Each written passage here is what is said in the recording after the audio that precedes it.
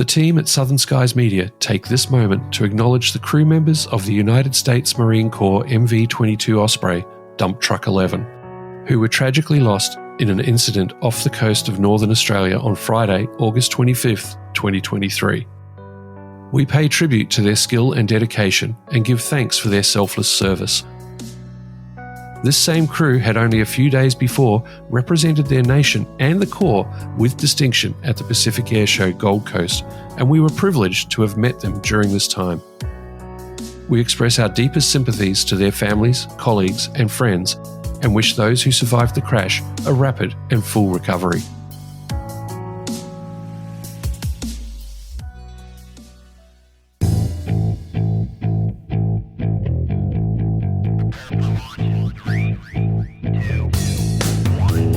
Coming up on Plane Crazy Down Under, we touch base with the Pacific Airshow's Kevin Elliott for a wrap of the inaugural Gold Coast event. I think the economic benefit, notwithstanding the fact that obviously this is a shoulder season for the Gold Coast, has now become the busiest weekend of the year, and that's something that we are really proud of. We meet a World War II veteran pilot with more than a few amazing flying stories. So I've served in the Army, the Air Force and the Navy, and flown in 4 of the world's Navy, so wow. It's an incredible life, really. And the crew from the Westpac Lifesaver helicopter tell us about the vital role they play in keeping Queensland's beachgoers safe. 46 years we've been here on the Gold Coast, 43 up on the sunny coast, so real community-based service supporting the Red and Yellow Army of the life-saving movement. We love what we do, our boys are so professional and we just want to be out there every day saving lives. Some great content ahead from a wonderful weekend on the beautiful Gold Coast as we get plane crazy.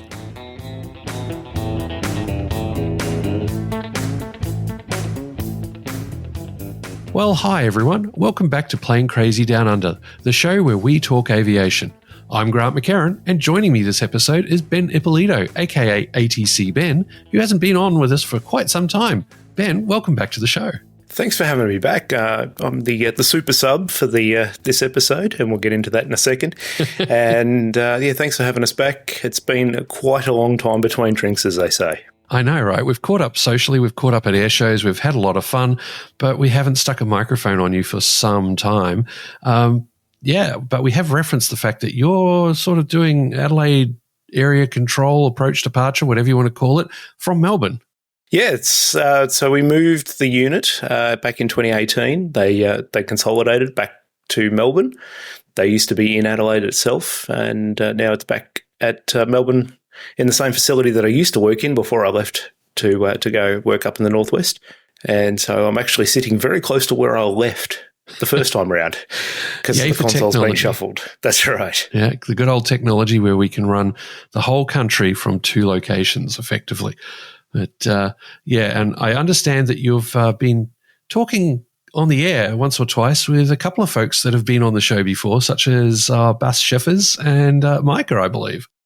Being both Adelaide-based, we get to talk quite a fair bit to those 2 characters. I haven't yet used the phrase for control or amusement do this, but I do constantly threaten to do that. But know that they're very good operators, so I enjoyed having a chat with them on the air. All right. Well, that's a couple of beers each they owe you now. That's right. Well, as you mentioned, mate, you are the super sub for this episode because the main man, Steve, unavailable. Some of you may remember back in 2014, Steve was in hospital for a knee surgery. We had some famous moments with, pass me the morphine drip, mate, and, oh, nurse, another sponge bath. Well, I'm sure he's looking forward to that level of frivolity. He's back in the hospital. It's something else. It's something major. Some of you may already know, but I'm sure he'll tell us about it when he's back and talking with us. But right now, he's in recovery. It's been a pretty intense operation, so it may be another couple of episodes before he's back. We'll see. We'll maybe try and smuggle in a recording device so he can tell us where he's at. But, we definitely wish Steve all the best and a speedy recovery from his rather major surgery. Yes, certainly, mate. My father went through a similar thing earlier this year, so I definitely understand the road that he's on, and hopefully it's going to actually go a lot faster than he thinks. Yeah. Because it was amazing how fast it sort of bounces back after the first few days. Yeah, it's to quote Steve, it's now more of a mental race. The physical aspect is there, but it's plowing through. But he's got a lot of support from friends. There's been so many in the podcast world, both audience and fellow podcasters, who have reached out, which has been fantastic. He's been amazed by the outpouring of folks online and via emails and calls. And those of us who can have dropped by. We're looking forward to doing the same as he goes through recovery. Apparently, laughter may be the best medicine, but I'm going to have to be careful because in this situation, it may contribute and prolong his recovery, I'm told. You will be told, I think, to stop making him laugh for the first little bit, at least anyway. Well, hopefully he's not listening to this until he's able to laugh once again. But with that said, let's get on with the show. We have an episode, a number of items here. The first one we're going to do is Kevin Elliott, CEO of Pacific Airshows. He's going to give us a wrap-up on the recent Gold Coast event. And then we're going to have Henry Young, a gentleman we encountered at the Gold Coast event. He's young by name and young by nature, but his digits, he's almost 100 years old. He flew Seafires in World War II and he flew Sea Furies in the 1950s, being a part of the first group to fly from HMAS Sydney when they were working that operation up. And then after that, we go to speak with Gibbo and Mandy from the Westpac Lifesaver Rescue Helicopter Service, who are based up at Caloundra in Queensland, but came down for the show.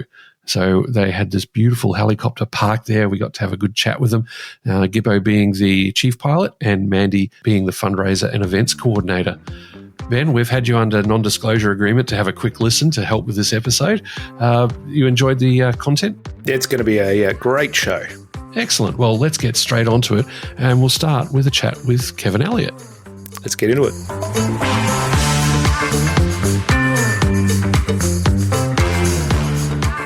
Kevin Elliott, welcome back to the show. Yeah, thanks for having me. It's something to be joining you guys all the way from my humble abode here in beautiful sunny California, where it's actually warmer than the Gold Coast, believe it or not. But I'm missing you guys in Australia, that's for sure. Kevin, before we go in and talk about how things went with the Gold Coast Air Show, we must mention the tragic circumstances around some friends of ours who've been involved, not only in the air show, of course, but were lost actually in the tragic Osprey crash just up north of Australia. That's just terrible, terrible news.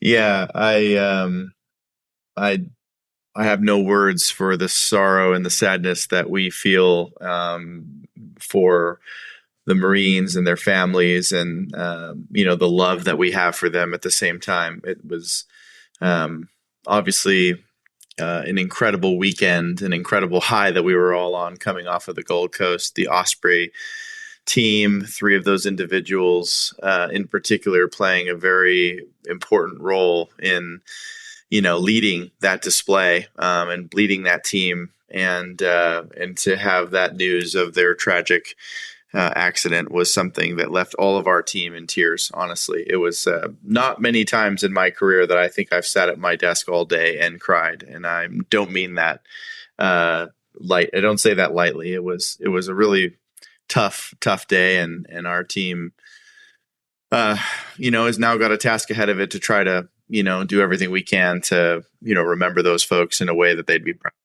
Yeah, exactly. The like for Steve and I, we'd met the crew on the Saturday night event, and I'd been having some beers with Smeagol, and he and I had been emailing about bringing him on the show, and so it did hit pretty hard.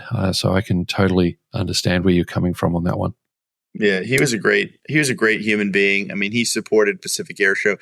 I will never forget for the rest of my life watching him speak to his crew and talk to them about the importance of what they were doing at Pacific Airshow Gold Coast, and how the relationship between the United States and Australia was so important, and how they were there to represent the finest, the best of the Marines had to offer on this global, sort of stage that we were putting forth. But, that obviously, made me feel some kind of way when it happened, but, the effects of that will be stay with me, far beyond, unfortunately, their time with us. So great people. They deserve to be remembered for their contributions. I think inspired, tens of thousands of people on the Gold Coast, and it's just amazing that that they left the impression that they did. Yeah, exactly. And please do keep us posted on any way we can help in terms of memories and contributions. Yeah, absolutely. We're going to be hopefully putting something together. Again, we obviously want to be extremely respectful. We are just but a small, part of this, the families and the Marines and those that work and serve with them. We have the utmost respect for the situation. Our team is amongst the lowest priorities, but to the extent that we can share the amazing footage of them doing what they love to do, which was being Marines and, showing the excellence and execution that they exemplified, I think we would love to just share that. So at some point we'll be putting forth some type of a thing on our website where folks could, hopefully submit their memories and their photos of those days, and we can share those with their friends and family. That will be a wonderful thing to honour their memory. And as you say, not only from the fact that they entertained us at the air show, but it's no small thing they do serving their country that way. And it's hard training, and it's unfortunately sometimes things like this happen, and it's always very, very hard to take. Yeah. I spent a lot of time, as you guys know, with, some very influential people in the airshow business. And one of them is Sean D. Tucker, who I think you guys had the privilege of meeting. Arguably, the most famous airshow pilot, on the face of the earth, right? And Sean is always preaching about safety. And he's told me many, many times before that when you've seen as many friends as he has die, you take it extremely seriously, right? You know that every day that you go to work, that the risks are the highest that they can be. And you have to take it seriously, right? Because even when things go right, things can go wrong. And, so I heard him in the back of my head, when the news broke. And, later I actually had the opportunity to talk to him. And I said, that really resonated with me. And he said, it's the best part of our business and it's the worst part of our business. He said, because the best part of our business is you make these familial relationships and you meet these people in aviation and they become a family, right? We are a family. We're a small global family. And unfortunately, there is also risk associated with that. Sometimes it means people don't come home. And that's the worst part of our business. Very true. Well, let's move on and let's talk about the success, the wonderful success of the Pacific Airshow Gold Coast. I mean, we talk about the weather at the opener there and all that sort of stuff. It was just a perfect stage and a perfect event. And I want to congratulate you on staging it. It was a really wonderful concept, and I thought it went off really, really well. Yeah, thank you so much. I mean, we couldn't have been more pleased. Obviously, the weather gods shone down upon us. I will say, though, that we researched the almanac. We knew it was going to be beautiful 4.5 years before we did it. But it ultimately ended up being exactly as we envisioned it to be. I think, the community came out in droves. I think most of them, if not all of them, frankly, loved the experience that they had. And I was really gratified by all of the overwhelming support. In fact, Matt Hall actually texted me a few days after and said it was the most interaction that they've ever had in the history of their social media account, and they didn't have not one single negative comment on there. So, of course, there's always ways to improve. We're going to be the most critical when it comes to the experience, but we were very, very pleased by the first inaugural event there on the Gold Coast, and I think it can only get better from here.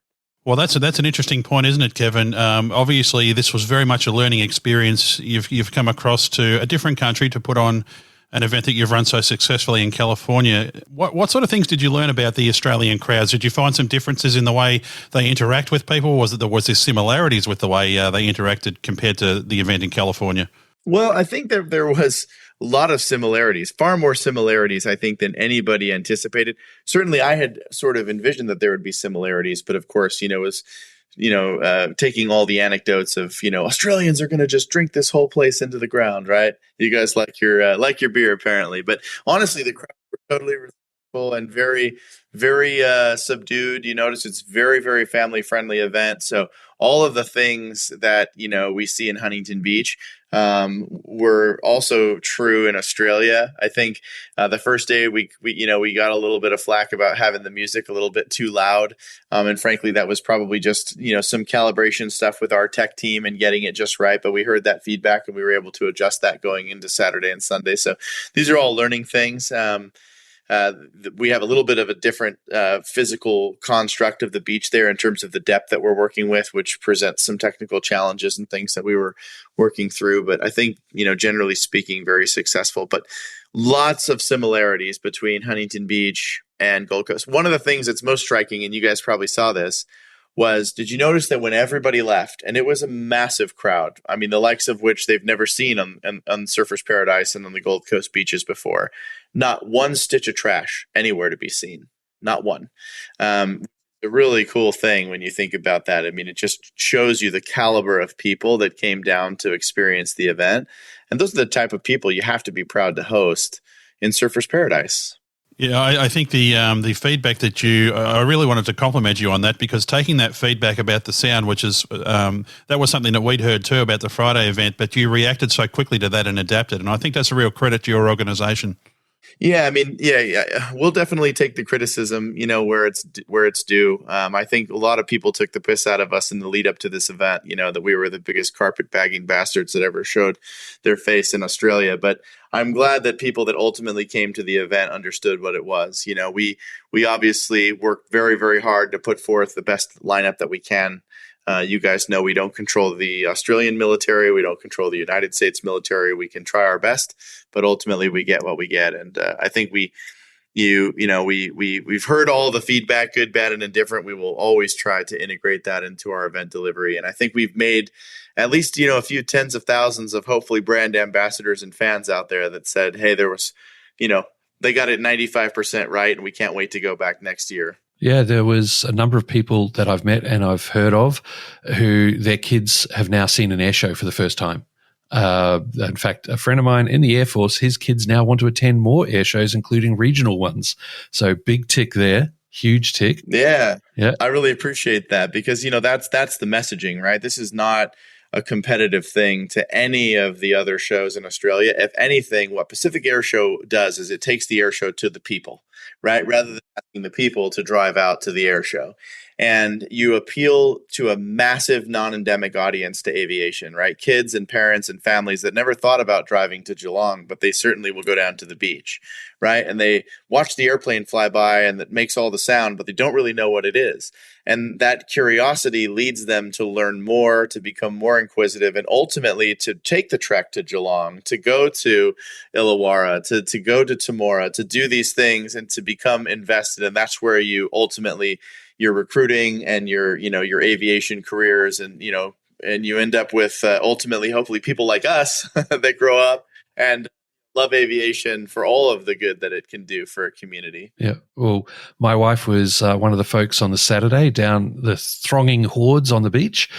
She was with a friend down there and got to meet a number of people around who were also new to air shows, locals and people who had traveled.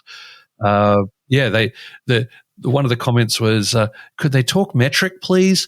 Because there was a lot of gallons and miles per hour and things like that.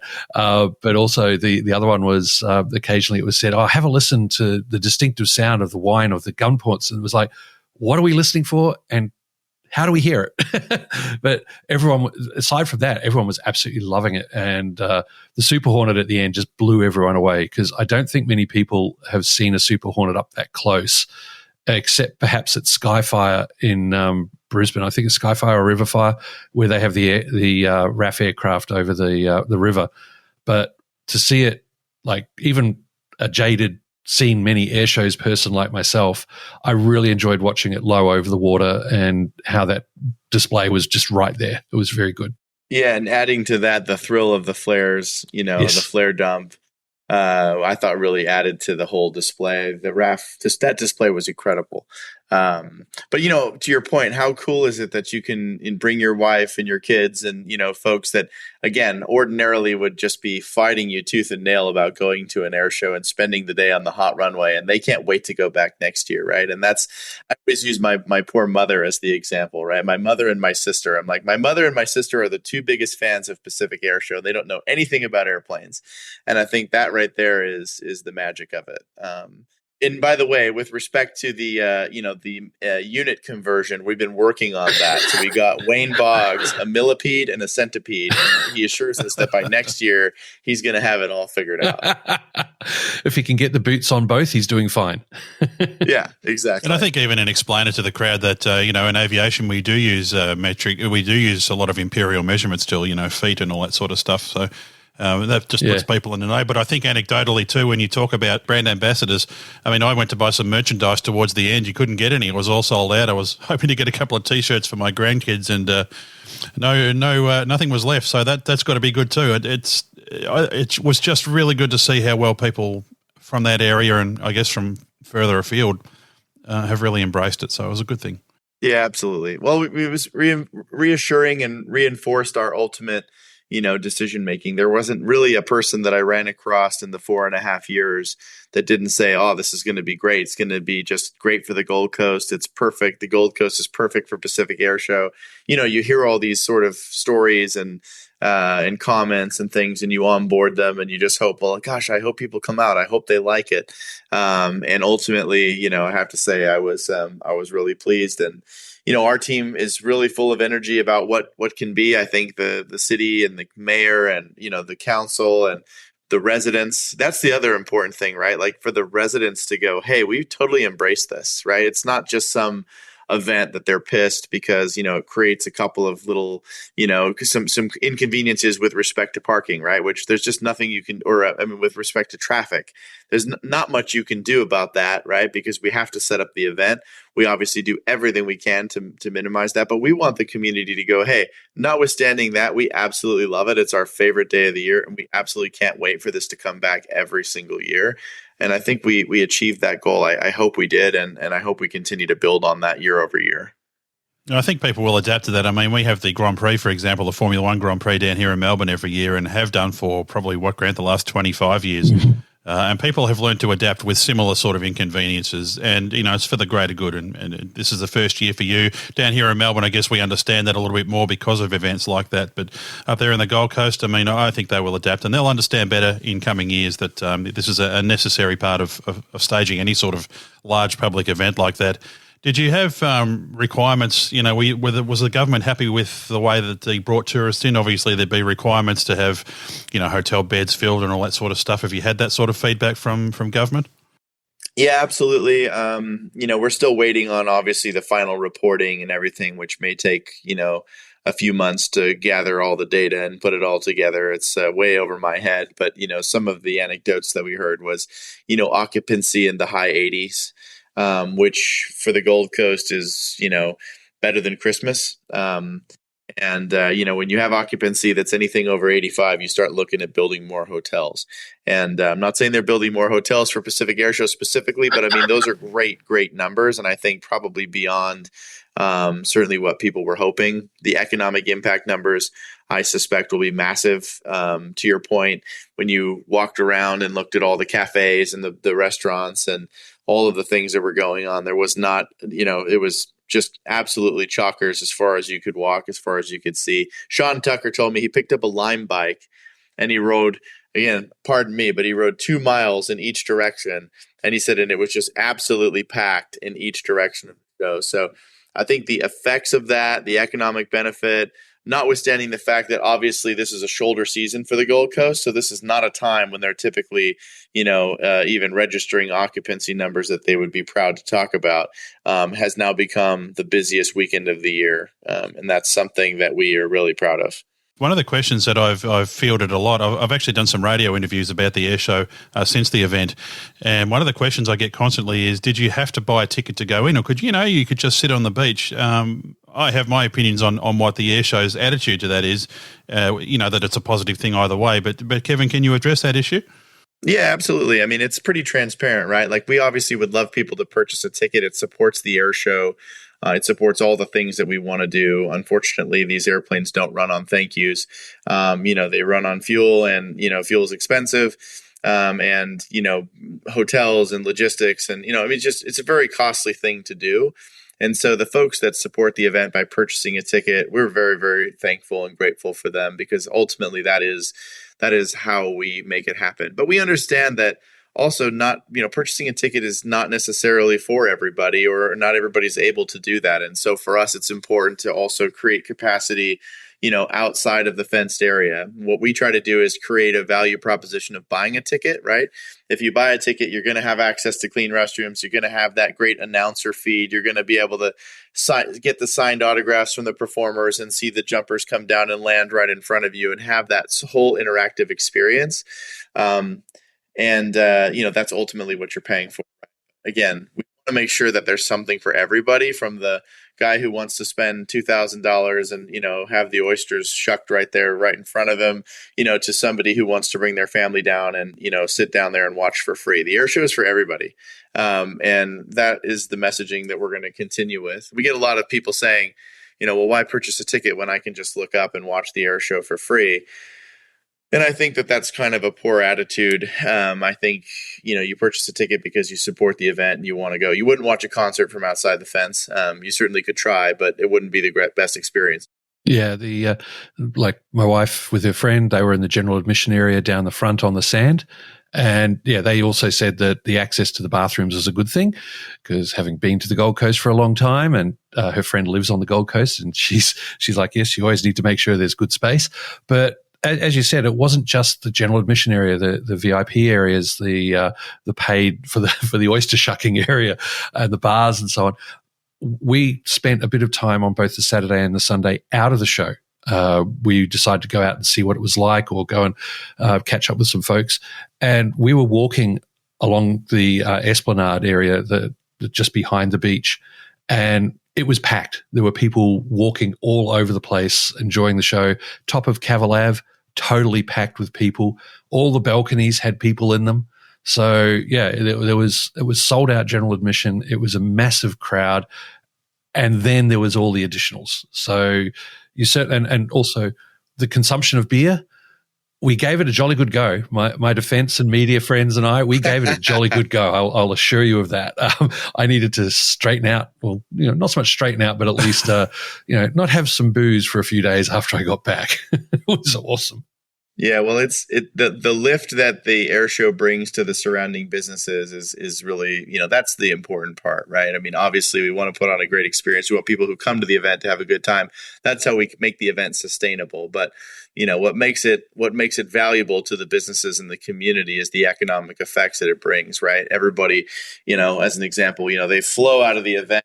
And, we don't want everybody to go straight to the G, right? Let's not all go straight to the tram. Let's filter out into Broad Beach and Surfers and go have dinner, right? Have dinner, wait for the traffic to die down, and everybody goes home safely. I think that's one of the things that, the benefits that this brings, not only from a brand recognition standpoint, but from a value to the community standpoint, cannot be understated. And the crime statistics, which were zero, no arrest attributed to anything having to do with the air show. When you bring that many people down and you can make that claim, you go, hey, this is the kind of crowd that we should totally be proud about inviting into our town. Well, Kevin, now having worked in the air show industry briefly myself, I know that planning stages out many, many years, and I'm sure you're in the planning even now for the next Gold Coast event. But before that, of course, now you've got your traditional event coming up at Huntington Beach. Yeah,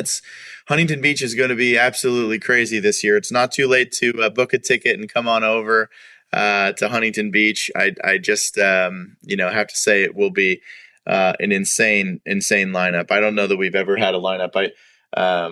There's an old commercial here in the United States. It's a mattress company, and it's two brothers, and they would record these radio commercials. And one of the brothers would always be, he was the accountant, right? And then the other brother was the sales guy. And the sales guy would always say, if you don't like it, it's going to be free. And then you'd have the accountant guy going, no, stop, we can't. We're going to go out of business.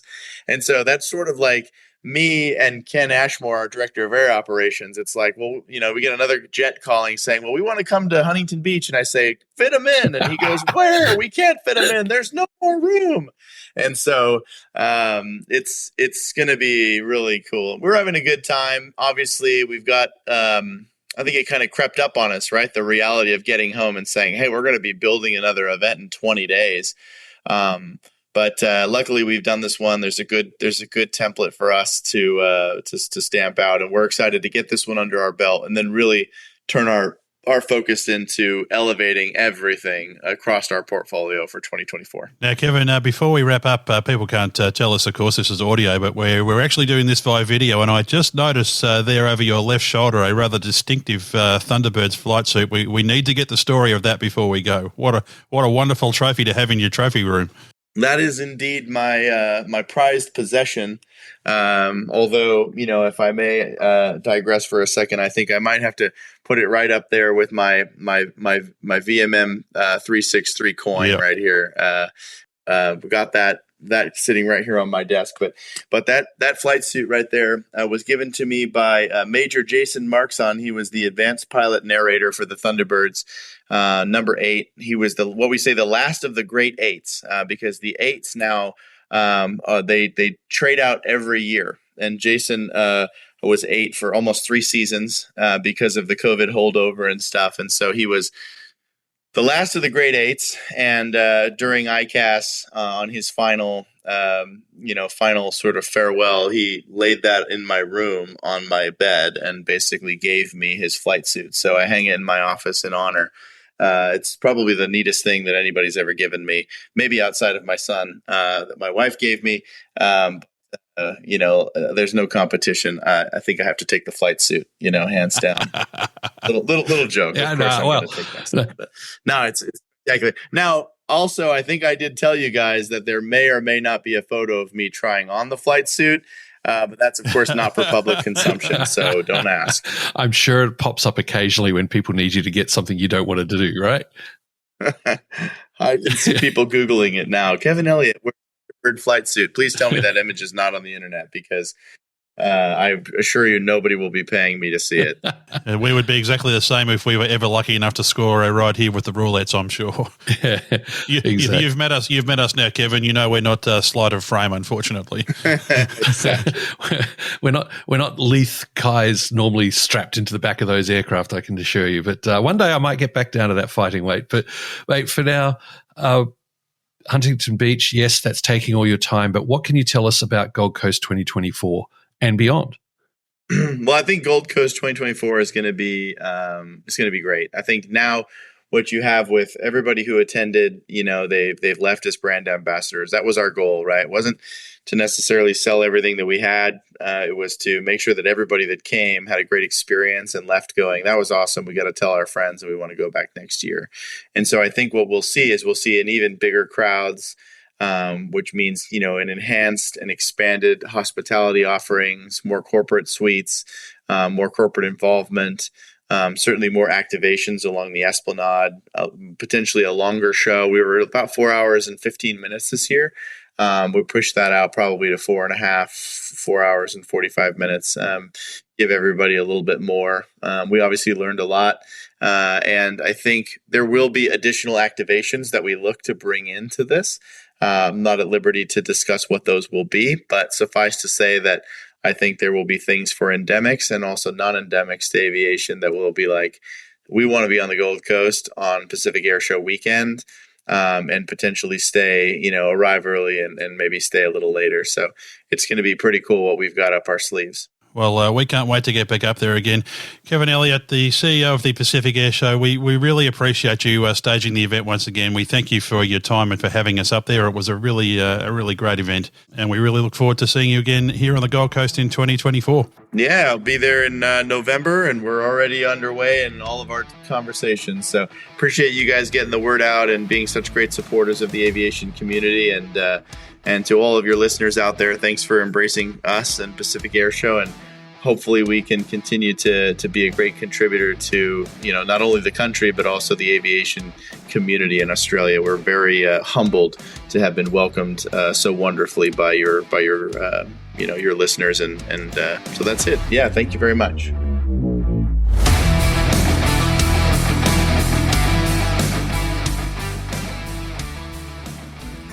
Welcome aboard the High Fly Media podcast, dedicated to sharing the stories and experiences of the amazing people who make aviation happen. From pilots like me to engineers, air traffic controllers and others, I'll explore their personal journeys, the challenges they've faced and the triumphs they've achieved. My name is Damien, and I'll be your host. Whether you're a seasoned aviation enthusiast or new to the field, I invite you to join me as we take off on this journey of discovery. Subscribe now on your favourite podcast platform and leave a review to help spread the word. You can find me at highflymedia.com. That's HIFLY media.com. Uncovering the people and passion behind aviation, one story at a time. This is Extended, the ETOPS Aviation Podcast. Here's Peter Johnson. We're in front of the Merlin. Can you tell us a little bit about the aircraft? What aircraft did you fly before? Sukhoi 22. Right, okay. That's quite an interesting aircraft. What was that like to fly? Faster. Yeah. Gareth Stringer. Make no bones about it, this is still a very capable aircraft. The cockpit's very cramped, you've got leg restraints on, you're sat on a seat that's got explosives in it. Tim Robinson. Also the A400M, got to go inside and have a poke around with. Just taking me on the trip of a lifetime in a F-18F Super Hornet. Aviation-extended.co.uk. And remember, there's no E at the beginning of Extended. G'day, this is Owens Up. Just a quick note to let you know that my new ebook, 50 Tales of Flight, is now out on Amazon and iTunes. Find 50 Tales and my latest updates at owensup.com. In the meantime, sit back, relax, enjoy the show with Grant and Steve. You're listening to Plane Crazy Down Under. Thanks very much for joining us on this episode. Ben, how good was that chat with Kevin? It was great. Looks like I actually missed a great air show up in the Gold Coast. Unfortunately, couldn't make it happen with work commitments. But looks like you guys all had a really great time up there on the beach. Looked like an awesome show. It certainly was, and I scored one of the best photos I've taken in quite a while. I got the Super Hornet going vertical just as its flares popped out. So, that was awesome. Yeah, a little bit of bragging rights there. I know everyone else has done it, but for me, wow. That's right. Yes, you got to take about 1,000 shots to actually get that particular one. It took me about 15. So, yeah, I scored. I did manage to visit in spirit with some of the coverage that I've seen, and particularly a shout out to our own Royal Australian Air Force, who shared their Super Hornet demo on YouTube. So that was awesome to ride along in the almost backseat of the Super Hornet and see the show from that perspective. Fantastic. Yeah, I must look that one up. So was it a 360-degree camera so you could look to the sides? No, just multi-shot GoPros. So nice. But you're still there being able to see, and they had a couple of good angles of the wing so you could see the wing do its magic in some of those hard pulls. Yeah, it's pretty scary when you see that flex. That's right. Well, mate, let's move back in time a little bit, about 80 years, shall we say? And let's play our chat with Henry Young, Seafire and Sea Fury pilot. Henry Young, welcome to Plane Crazy Down Under. You're young at heart, but you've experienced. You're a World War II vet. What brings you here to the show? Well, because I was invited, That's a very good reason, isn't it? And I can't think of a nicer invitation. I've had a ball. Excellent. Well, I'm glad you're having fun. What inspired you to enlist during World War II? What inspired me? I don't think I had any inspiration. I think I was absolutely devastated at the fact that I was too young to join up. Yeah, because I was still at school. So when did you join? When I was 18, and actually I was in New Zealand at the time, although I was born in Australia.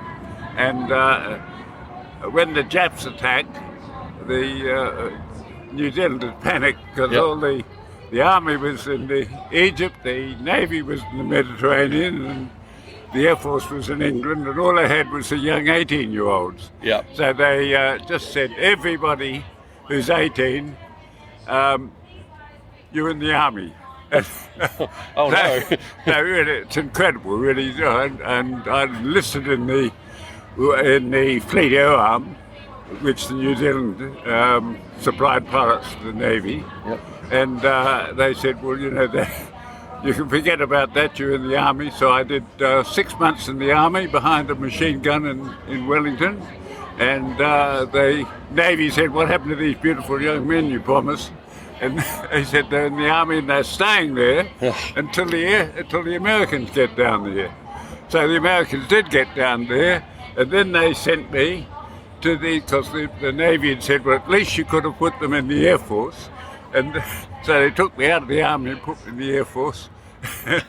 So I've served in the Army, the Air Force, and the Navy, and flown in 4 of the world's navies. So wow. It's an incredible life, really. So you've come out of the Army and the machine gun in Wellington. You've gone to the Air Force. Where did they have you in the Air Force, and what did you start flying? Oh, well, then they sent me on a passenger ship to England.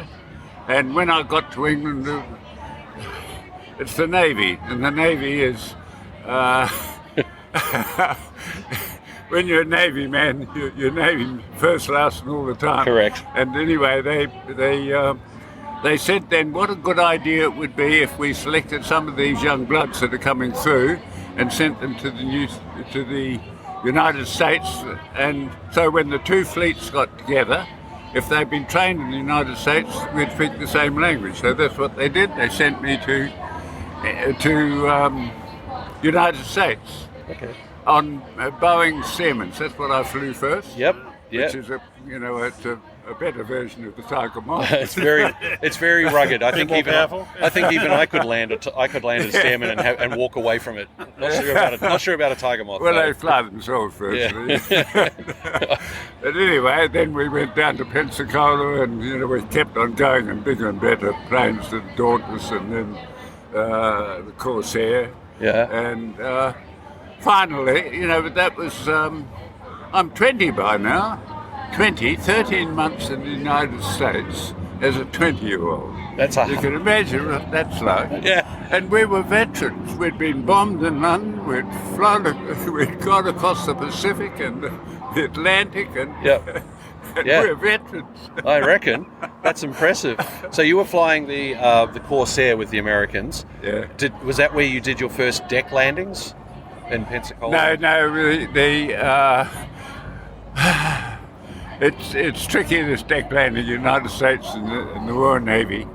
The same signal with your arms down in the Royal Navy means that you are too low. In the United States Navy it's a command, go lower. Oh, wow. Yeah, not confusing at all. Yeah, that wouldn't cause much confusion, would it? No.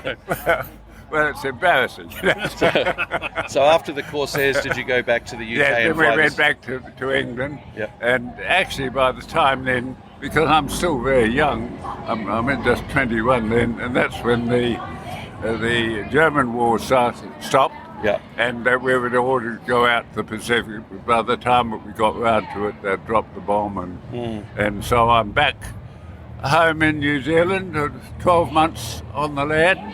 And then 3 of the blokes that had flown with me during the war said, Australia's starting a fleet air arm, we should go across and join up. They'd love us, because the Royal Navy had said, we'll supply the aircrew for the first 2 years while you train up Air Force pilots to the Navy standard. Yeah. And the Air Force would hate that.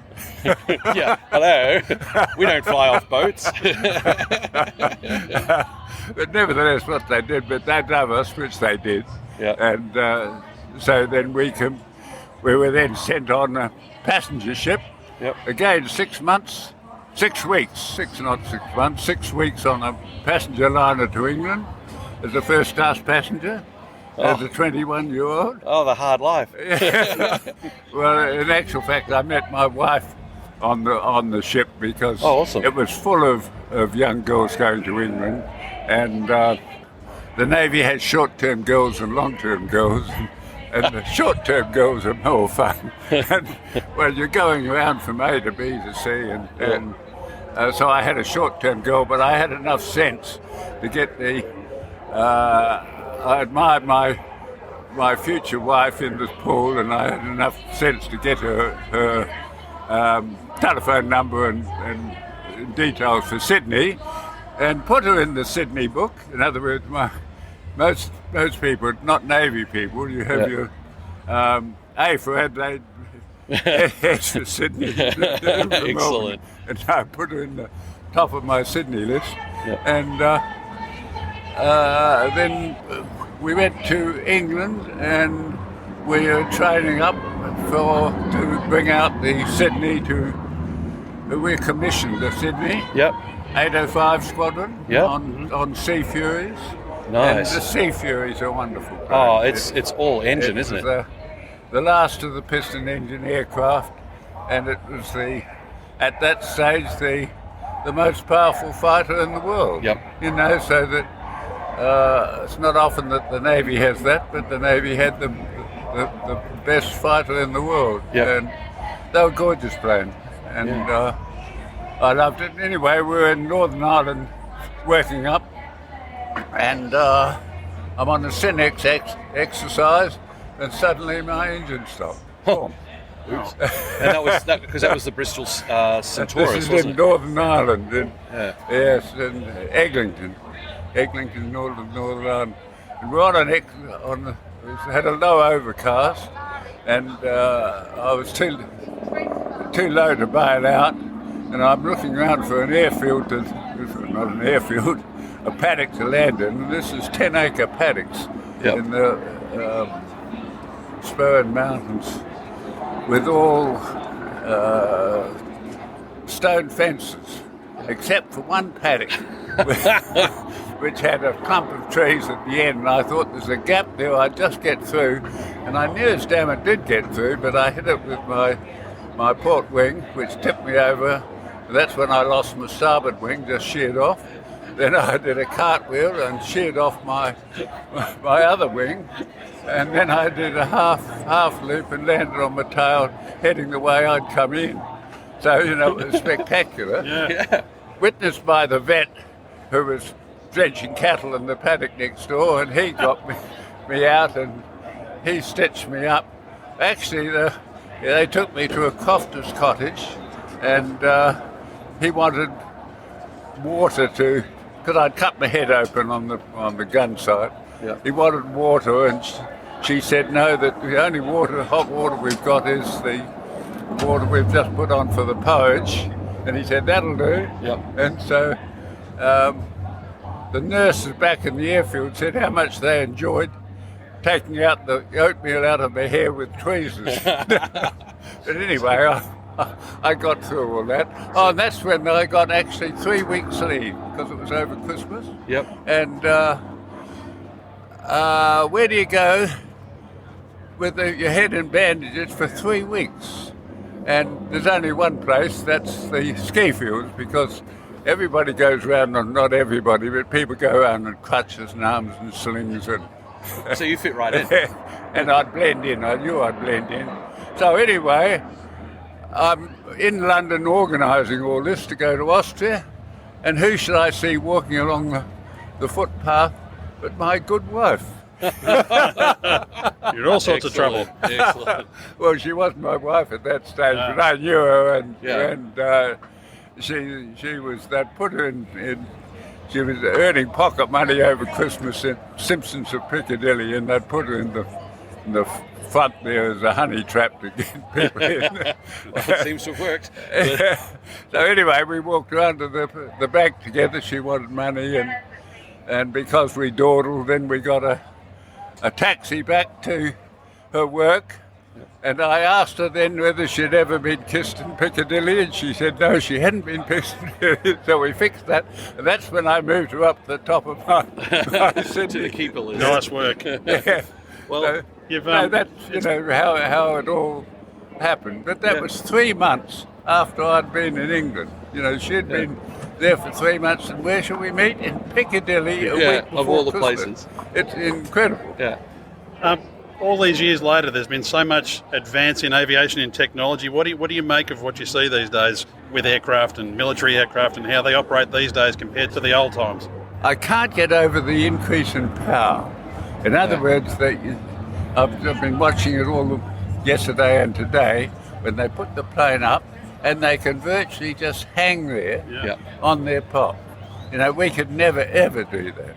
You know, I'm waiting for them to stall and they don't, you know, and then they just turn over and come down again. And, you know, that to me, because I was in the aviation aero team in the Navy. Okay. Where we used to do all, you know, our little bit.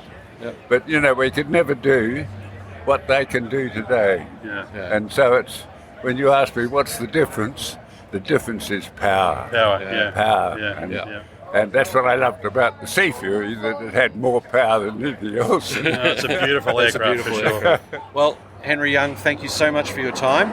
We'll let you get back to enjoying some of the power, speed and other aircraft that are on display today. We've got the L-39s just doing their show. So, Henry, thank you so much for coming on the show. It's been great to meet you. Well, it's been a wonderful time here, and thank you for having me. I've had a ball, and it's been terrific, and thank you for having me. Pretty amazing story there. How about that crash? It's just incredible. Like the things that's happened during his life, it's just amazing stories. Indeed. And the lady who was with him, escorting him around, she's known him for quite a while. He stayed at her place before and after. And she said she'd never really heard him open up like that about meeting his wife. Yeah, it's just amazing how that happens sometimes, eh? Yeah, she said something must have just triggered that memory, and he was really enjoying the chat. We could have spoken for a lot longer, but we had a limited window, and there was other parts of the show that he wanted to watch. But mate, let's move on a bit further down the beach, a bit further down the walkway, the Esplanade area, where the Westpac Lifesaver Rescue Helicopter Service had parked their aircraft, so we can chat with Gibbo, the chief pilot, and with Mandy, the fundraising and events coordinator. Paul Gibbo Gibson, you know, in Australia we do some great call signs. It's usually based around your name, isn't it? Unless you've done something monumental. Pretty much lack of originality, I reckon. We're good at that. Well, Gibbo, mate, I understand you flew this beautiful, which one is it, EC-135? That's correct, Airbus EC-135. I'm an Airbus captain, but on Cessna wages. And it's got this big fan at the top for keeping you cool. Yeah, I need it. I need all the help I can get at my age. So, mate, I'm told that you actually flew this helicopter in onto the pad here in the middle of surfers on the beach area. Yeah, they asked me to get involved in that, and I'm the chief pilot, so I had to approve that, do the usual risk assessments and death by paperwork. But look, I had a couple of looks around. I thought, well, I've landed in smaller places than this, not in the centre of suburbia. But look, in the grand scheme of things, it was a pretty uneventful landing from a pilot's perspective. I know everyone's going, oh, that was pretty dicey and this, that and the other, but it was a pretty standard approach and landing, and we didn't mess around, just put a straddle on the ground, minimise the sand blowing around. But the guys and girls have done a great job, you know, out with the old leaf blowers, getting all the sand as much as they could, but there was still a bit of a... Well, my son was actually here, he joined me, he wasn't in the helicopter, but first when we shut the helicopter down, he came, Dad, you got sand in my mouth. Because you're a big mouth. You know? It was quite a spectacle by all accounts. Of course, we're here with the Westpac Lifesaver helicopter, and of course you guys will be very busy most of the time. This is a good opportunity to get out and, you know, really show people what it is you do, and you know, hopefully raise some funds. Yeah, 46 years we've been here on the Gold Coast, a couple of less years, 43 up on the sunny coast. So a real community-based service supporting the red and yellow army of the life-saving movement. Week in, week out type thing. Westpac, I think it's the world's longest sponsorship. It's not a fully funded operating model, so we do events like this are our opportunity to get in the community and rattle the tin, as they say, and a few shekels here and there, so it does go a long way. It all does count. Yeah, definitely. And I've got long memories being in Queensland for like 10 years or so, living in Brisbane, and just always seeing a Westpac yellow and red kind of helicopter floating around. It's pretty synonymous with certainly the Gold and Sunshine Coast, protecting the beachgoers and making sure people get home to their families every day. So that's really what we're here for. The EC-135 is a pretty versatile platform, and you see a lot of them around in Australia. How do you find it for the operations that you do? Yeah, good question. We've transitioned through the service for 46 years. I mean, I think you see photos of Bell 47s and jet rangers and long rangers and then squirrels. When I first started 10, 11 years ago, we had squirrels, then transitioned to the BO 105. You probably remember the mighty 105. But the 135, very capable aircraft, very well engineered. It's lovely to fly. Just the right size for operation. We're not an EMS, taking people to and from hospitals, so we don't carry doctors and paramedics on board. So for the role we conduct, support of the life-saving fraternity, it is a very well suited aircraft, absolutely. So during the air show, we've seen the demo, another one of these aircraft, obviously not this one, because you're not going to launch out of here too quickly, but so they're out there doing the classic rescuing a downed swimmer or things like that. Look, it's something we practice day in, day out. It's our bread and butter role. In fact, I think I hear it over my shoulder. My ear's pretty tuned into it. Yeah. So we come into a 60-foot hover. As we approach the person in distress, we're actually winching the patient down as we approach, but the pilot levels off at 60 feet. So sort of that height that does provide a little bit of safety margin, and also you've got to think about the downwash of the aircraft, pushing the person who's actually trying to stay alive back under the water. Whereas years ago they used to, in fact when I first started in smaller aircraft, we used to come out and hover over the patient like 10 feet. Someone would jump out of the helicopter. Yeah. And of course, that was all right in jet range, so the downwash was significantly less than an EC-135. So, we've changed our procedure over the years, and the 60-foot winch height is, and it's proven very successful. Keeps the aircraft a little bit safer. When the aircraft's not getting engulfed in salt water spray, so it's got a number of benefits other than just pure safety.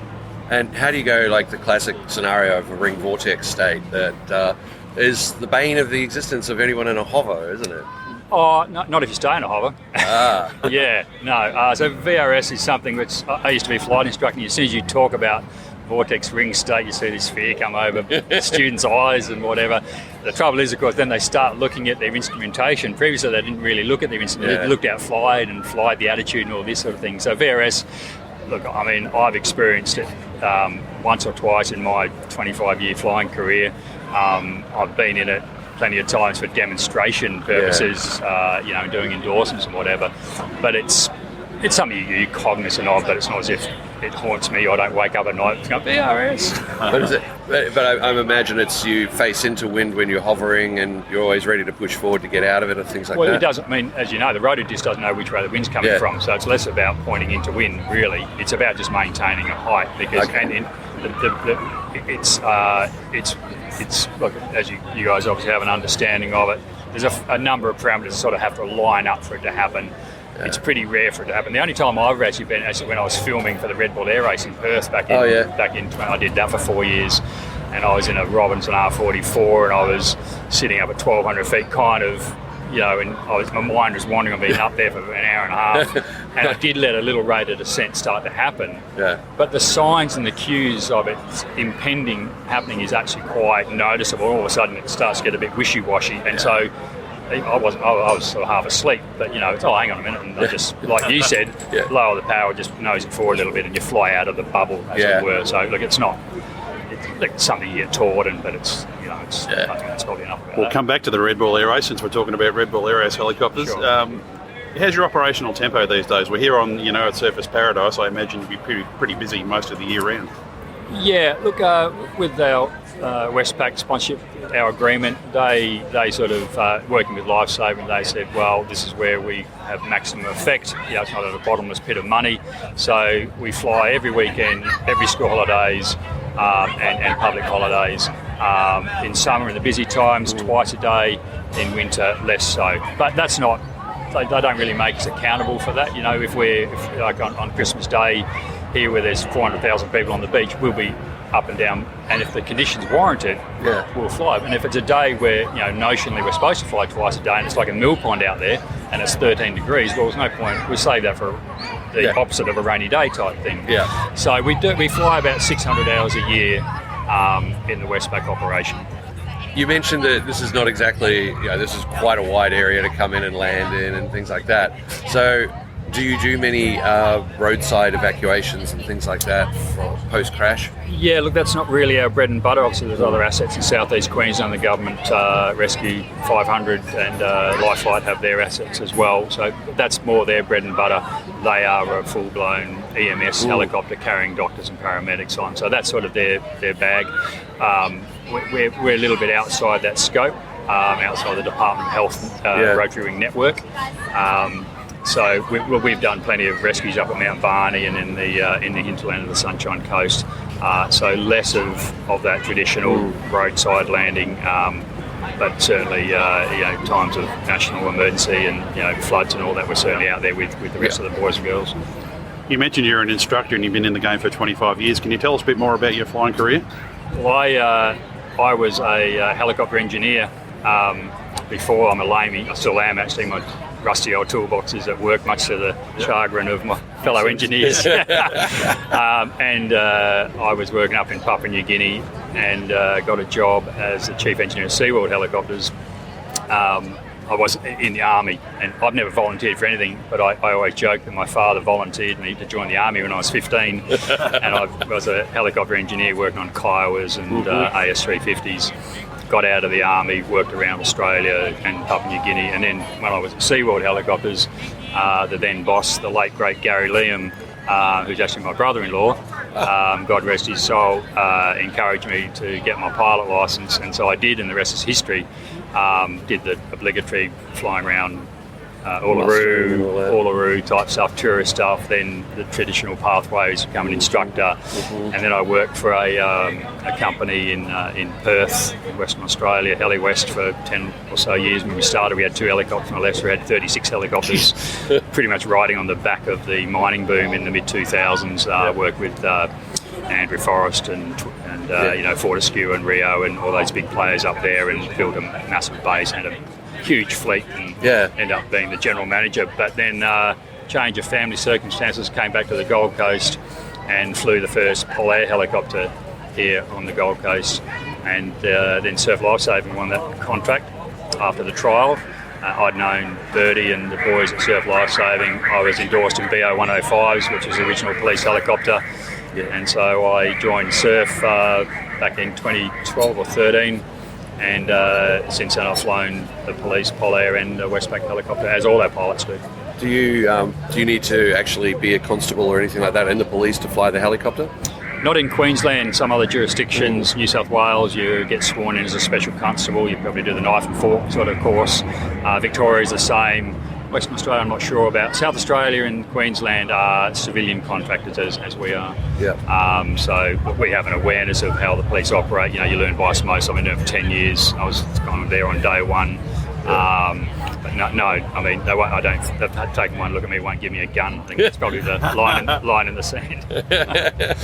Are you still doing instructing these days? No, I gave that up long ago. No instructing. I'm a line check guy in our training and checking system, but as far as ab initio training, no one's trying to kill you lately. Thinking back to the Red Bull Air Race, of course, I can't think of the pilot's name. It's Jörg, someone or other, I think, that flies that helicopter there and does all sorts of aerobatics. What do you make of that? Yeah, look, in fact, that's an interesting story. So Jörg, I know well, and his son, Sasha, they came out to Perth to scope out this little backwater with the Red Bull Air Race. No, in fact, it was a couple of Aussie guys who were instrumental in bringing the Red Bull. They were part of the Red Bull. In fact, one of them was the air boss for a while, Drew Searle. And he approached us and said, look, when we bring the Red Bull Air Race to Perth, can you guys, in every city they go to, while they've got their BO-105 with the Cineflex camera on, they get a local operator to fly the stills photographer around. And I knew the boys, and they said, do you want to do it? And I said, I'm there, type thing. So they bought their BO-105 out, which is where I became aware of the BO-105. And I did it for 4 years, flying in Jet Ranger and R44 with their stills guy on board, and did some great things. Even with Matt Hall, actually, who's here today. He was in the RAF back then, and I got talking to him, and he let me be airborne just outside the box. He was doing his Hornet display, which is pretty cool. I've got some pretty cool photos of a the Red Bull Air Race and Matt Hall's F18 formating against each other. So it's pretty. I went to both those events, and it was funny that Matt Hall back then was just getting into it, wasn't he? Kind of nobody really knew who he was back then, but certainly not the case these days. Yeah, absolutely. He's everywhere, Matty. But I don't think I've spoken to him since those days, as you do. You're all ships in the night type thing. Yeah, but it was a good event and great for Perth, and you can sort of see the embryonic stages of it here on the Gold Coast with the Pacific Airshow. Well, I would imagine that you've seen Chuck Aaron's aerobatics in the BO. That is a BO 105, isn't it? It is a 105, heavily modified, I think, in his back shed. Yeah. No, I shouldn't say that. No, apparently it's just stock with only a couple of little mods. Yeah, I've met him once, and look, it's not something I would get into, but hats off to him. He's still there and still doing it, and good on him. Actually, I think Chuck's actually retired. He's handed it and trained somebody else up to fly it and do all that. But I think Tom Cruise. Didn't he take Tom Cruise for a flight? Yeah, and they used him to do the helicopter footage for one of the James Bond movies in Mexico Square. He's pretty handy. Pretty handy. But not really what you do here in the EC135. No, if you see me doing a barrel roll, there's something wrong. or it's my last day. Well, Paul Gibson, thanks very much for spending some time with us. Thanks for the work that you do, and thanks for putting on a great display here at Pacific Airshow today. Thanks for the interest. Cheers. Cheers. Mandy Hentschel from Westpac Lifesaver. Welcome to the show. How are you doing? Good. Thank you so much for having me. This is very exciting. Are you a bit drained, weary, been a long show? It's been a fun couple of days. I'm a little bit weary, but we've had such a fabulous time engaging with our community and just being involved in this air show. It's been unreal. Fantastic. Now, you're the fundraising and events coordinator, I am. Yes, excellent. So I'm major role. I love it. I absolutely love it. I get to be out in the community at events like this, so get to enjoy having that engagement, but then increasing our brand awareness. How good was our helicopter out there on display today? It was amazing. So it's that type of work that we do and events that we hold that help us with our fundraising. Yeah, now, unlike some of the others, you're not getting a lot of, or any government funding, are you? We do get some government funding, but of course, when you're talking aviation, it's never quite enough, is it? So we're very lucky. However, we're always happy to have a little bit more if possible. So, that's where we lean on our community as well for support, and the support we've had at the air show over the last 3 days has been amazing. Sorry, my voice it's going, but it's been fabulous. So people buying a t-shirt or buying a key ring and a twirly-whirly for the kids, having a ball. So it's great. So looks like the merch has been pretty hot. You've got less boxes now than you had before. Thank goodness, because they're all going into the chopper to go back, so it's great. We've got less to pack, which is awesome. But yes, the shirts, the hats, all of that have gone really well, so we're very grateful.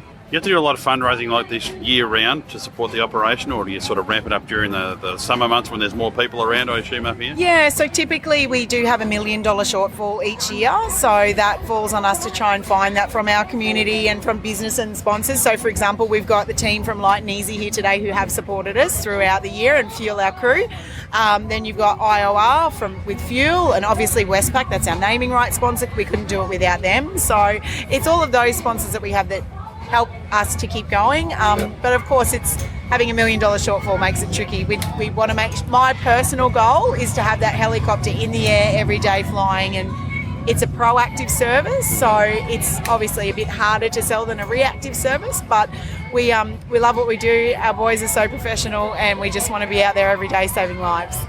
And how do you go with, do you find many in the community who you have helped, some of the most vocal to support and fundraise and or donate? Yeah, so unfortunately they can be a wee bit embarrassed because they've gotten into trouble out in the water.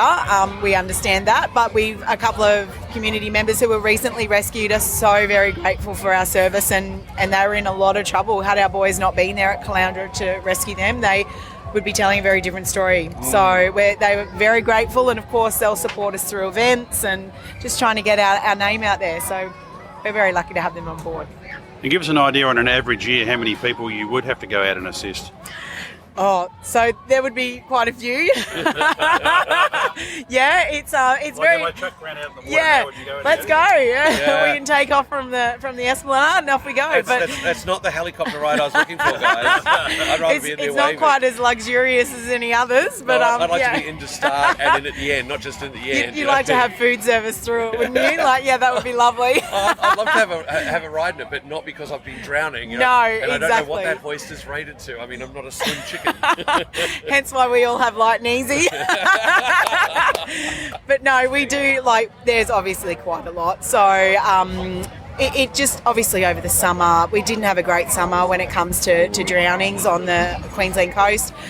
So it's just getting that message out to everyone, you know, swim between the red and yellow flags, because if we can't see you, we can't save you. So it's just vital for people to use that common sense and stay between the flags, because when you're there, that's when we can help you out. So if any of our listeners want to help contribute from wherever they might be in the world, I take it you have a donate on the website?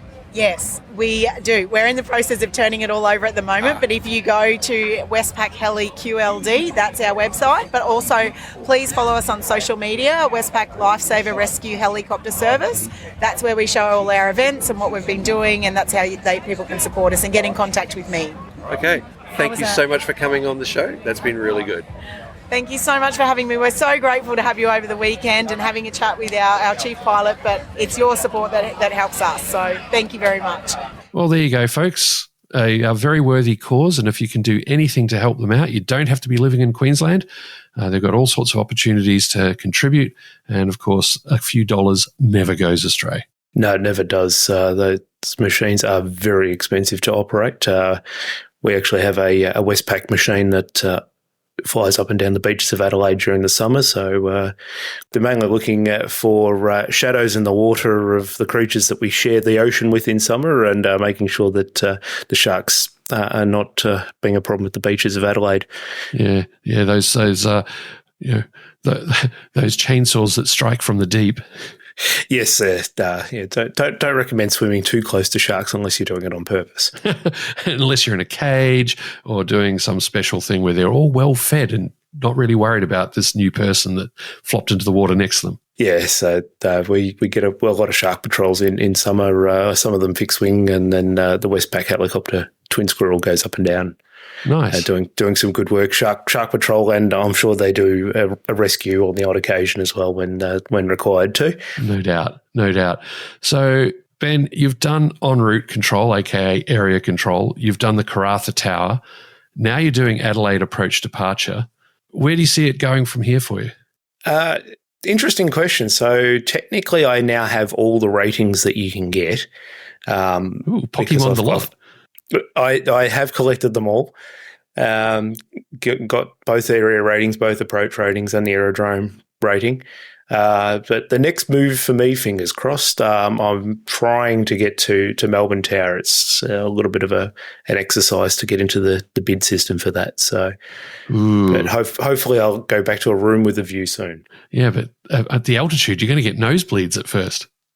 It is a very big tower that we have at Melbourne. So I have been told from the people that work up there, though, it's very solidly built. Yeah. So unless it gets to sort of 50 knot winds, it doesn't start moving. That's a major plus. That's definitely a major plus. So they're not likely to send you to Essendon or Moorabbin first? Well, Moorabbin's a long way from where I live. It's very close to where you live. But for the geography of Melbourne, unfortunately, it would be rather a nightmare to get to Moorabbin anywhere remotely close to peak hour from the traffic of Melbourne, because Grant and I actually live on opposite sides of Melbourne, basically. Yeah. So but Essendon would be great. It's literally about 11 minutes from where I live, but Essendon, unfortunately, has a bit of a Gucci posting in that it's not a 24-hour location, and it is smack in the middle of the northern suburbs of Melbourne. So it's much sought after by people at the the end of their careers where they don't want to do the night shifts anymore, and Essendon closes at about 11 o'clock at night, and then opens again at 5:30, 6 o'clock in the morning. So society hours, civilised. Yes, exactly. Well, so unfortunately, even a curfew is not enough for us to close either Adelaide, Sydney or Sydney approach control at night. So we still have to go, although we get a little bit more traffic than Sydney does because we get a lot of medevac stuff in South Australia. Yep. Whereas here in Melbourne, we have no curfew. So a wonderful thing. It allows around-the-clock operations. And for now, the airport is still relatively far away from the civilization. It is encroaching some more. So we'll see what happens there over the next 10 or 20 years. Yeah, it's definitely, civilization is definitely catching up to where the airport is. But thankfully, we don't yet have the problems of being in the middle of the city, unlike Adelaide, which is basically right next to the CBD. So it's a very convenient location, but it's rather noise sensitive.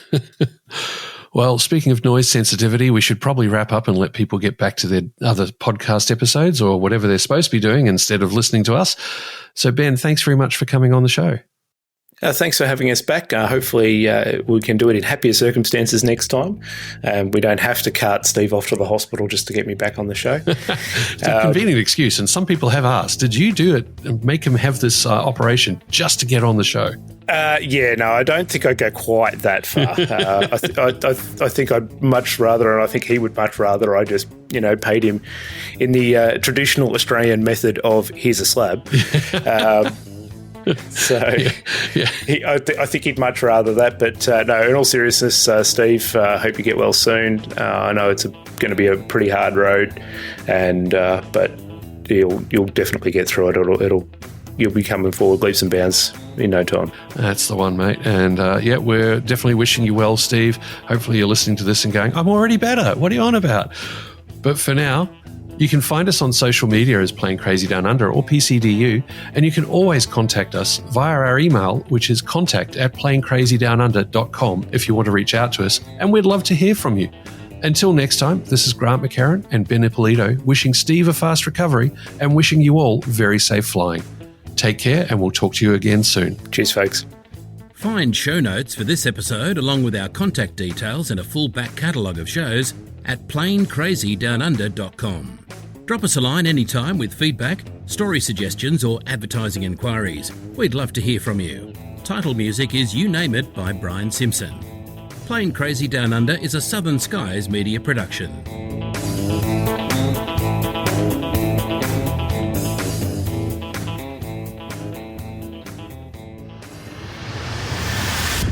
Southern Skies Media.